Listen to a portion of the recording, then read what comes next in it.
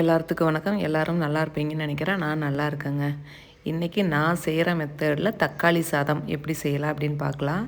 தக்காளி சாதம்னா தக்காளி வதக்கி ஒயிட் ரைஸ் தனியாக வச்சு எடுத்து கலர்றது, அப்படியே செய்கிறது ஒரு மெத்தடு, இப்படி செய்கிறது ஒரு மெத்தடு.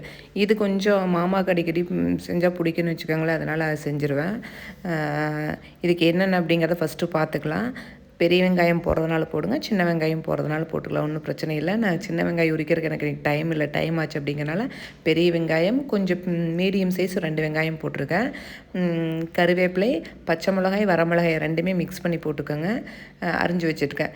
இதில் பூண்டு மட்டும் தட்டி போட்டிருக்கேன். இஞ்சி இருந்தால் இஞ்சியும் தட்டி போடலாம். இஞ்சி எங்களுக்கு அவ்வளோக்கா டேஸ்ட்டு பிடிக்கிறதில்ல, அதனால் பூண்டு தான் தட்டி போட்டிருக்கிறேன். நாட்டு பூண்டு தோலெல்லாம் உரிக்க மாட்டேங்க, அப்படியே தட்டி அப்படியே எடுத்து போடுவேன். எல்லாத்துக்குமே நாட்டு பூண்டு தான் வாங்குவேன், மலம்பூண்டு வாங்கவே மாட்டேன். அதனால் தோல் உரிச்சிட்டு இருக்கிறதுக்கெல்லாம் அது டைம் இருக்காது, குட்டி குட்டியாக இருக்கிறதுனால. தோல் உரித்தாலும் அதில் ஒன்றுமே இருக்காது, தோல் உரிக்காமல் போகிறதுனால ஒன்றும் ப்ராப்ளம் இல்லை, அதனால் அப்படியே தான் போட்டிருக்கேன். ஃபஸ்ட்டு எண்ணெய் ஊற்றிட்டு, எண்ணெய் கொஞ்சம் அதிகமாகவே ஊற்றிக்கோங்க. நான் இன்றைக்கி இதுக்கு ஊற்றிருக்கிறது பார்த்திங்கன்னா நல்லெண்ணெய் ஊற்றிருக்கேன். ஏதோ ஒரு எண்ணெய் ஊற்றிக்கலாம், நான் இன்றைக்கி நல்லெண்ணெய் ஊற்றிருக்கேன். நல்லெண்ணெய் கொஞ்சம் அதிகமாகவே ஊற்றிட்டு கடுகு, உளுந்தம்பருப்பு, கடலைப்பருப்பு போட்டு நல்லா தாளிச்சிட்டு பொரிஞ்சு வந்ததுக்கப்புறம் வெங்காயம், மிளகாய், கருவேப்பிலை, பூண்டும் அதிலேயே போட்டு நல்லா வதக்கிக்கங்க. வதங்கினதுக்கப்புறம் தக்காளி குட்டி குட்டியாக அரிஞ்சு வச்சுக்கோங்க. ஏன்னா இப்போ தக்காளியெல்லாம் வேக வைக்க வரணும்னா பெரிய விஷயமா இருக்குது, வேகிறதெல்லாம் கிடையாது. நாட்டு தக்காளி எங்கே வருது, நாட்டு தக்காளியாக இருந்ததுன்னா இதுக்கு இன்னும் எம்மியாக இருக்கும். இதை விட இந்த குட்டி தக்காளின்னு சொல்லுவாங்க எங்கள் ஊர் சைடு, குட்டி குட்டியாக மிளகு தக்காளின்னு சொல்லுவாங்க, அந்த தக்காளி இருந்ததுன்னா இன்னும் சூப்பராக இருக்கும், நல்லா புளிப்பாக இருக்கும். அதெல்லாம் ஃபஸ்ட்டு தோட்டத்தில் வச்சுட்டு இருந்தாங்க, இப்போல்லாம் இல்லை, எல்லாம் பிடிங்கரிஞ்சிட்டாங்க. நல்லா வதங்கினதுக்கப்புறம் உப்பு போட்டு நல்லா வதங்க விடுங்க.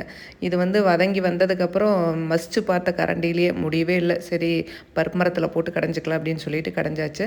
அப்படியே சைட் பை சைடு அந்த சைடு சாப்பாடு வச்சாச்சு. நல்லா மசிச்சு விட்டுக்குங்க, அப்போ தான் நல்லா இருக்க மாதிரி இருக்கும். சக்கையாக இருந்ததுன்னா கொஞ்சம் நல்லா இருக்காது. உப்புக்கு இதெல்லாம் பார்த்துக்குங்க எல்லாம் கரெக்டாக இருக்கான்னு.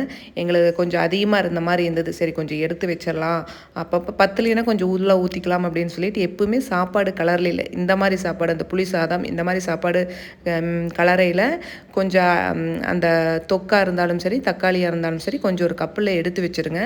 சாப்பாட்டை போட்டு கலருங்க. சப்போஸ் ட்ரையாக இருக்கிற மாதிரி இருந்ததுன்னா தொக்கு கொஞ்சம் போட்டுக்கலாம். எல்லாத்துக்குள்ளேயும் போட்டிங்கன்னா மிக்சிங் கரெக்டாக வராத மாதிரி இருக்கும். அதனால் உப்பு கொஞ்சம் கம்மியாக இருந்த மாதிரி இருந்தது, உப்பு கொஞ்சம் பார்த்துட்டு உப்பு போட்டுட்டு சாப்பாட்டை போட்டு கிளறியாச்சு. இது தொக்கு மறுபடியும் கொஞ்சம் பத்தாத, கொஞ்சம் சப்பையாக இருந்த மாதிரி இருந்தது. கொஞ்சம் இது கொல கொலன்னு இருந்தால் தான் கொஞ்சம் நல்லா இருக்க மாதிரி. சரி இது கொஞ்சம் தக்காளி போட்டுக்கலாம் அப்படின்னு சொல்லிட்டு தக்காளி போட்டாச்சு. வேணும்னா சப்போஸ் சாப்பாடு இது பத்தலை அப்படின்னா இந்த தொக்கு இருக்குது, தோசை இது 4 ஊற்றிக்கலாம் அப்படின்னு சொல்லிட்டு அப்படியே எடுத்து வச்சாச்சு.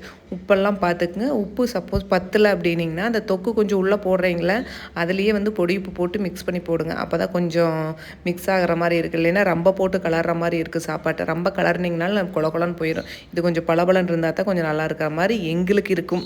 உங்களுக்கு கொல கொலன்னு இருந்தால் தான் நல்லா இருக்குன்னு ஒன்றும் பிரச்சனை இல்லை, அதே மாதிரி செஞ்சுக்கோங்க. சைட் பை சைடு கூப்பருக்கு வேறு முட்டை வேக வச்சுருந்தேனுங்க, அது சாப்பாட்டை போட்டுட்டு நாமளும் சாப்பிட்றலாம் அப்படின்னு சொல்லிட்டு இது நான் 6 o'clock ஈவினிங் 6 o'clock சாப்பிட்டாச்சு. டியூஷன் கிளம்புறதுக்கு முன்னாடியே சாப்பிட்டு கிளம்பியாச்சு.